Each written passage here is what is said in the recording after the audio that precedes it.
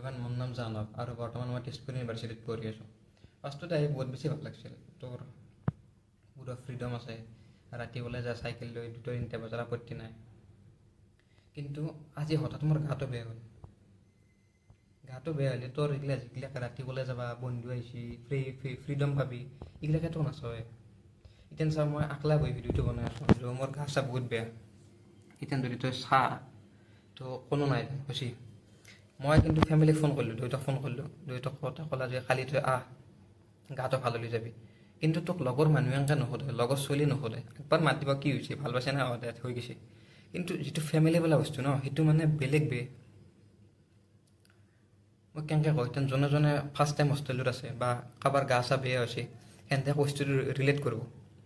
তো সেইখনতে মই ভিডিঅ'টো বনাম বুলি ভাবা নাছিলোঁ, কিন্তু মোৰ গা চা বেয়া আৰু মই বোলো কথাখিনি কৈ দিওঁ। এনেকৈ আৰু ফেমিলি ইম্পৰ্টেণ্ট।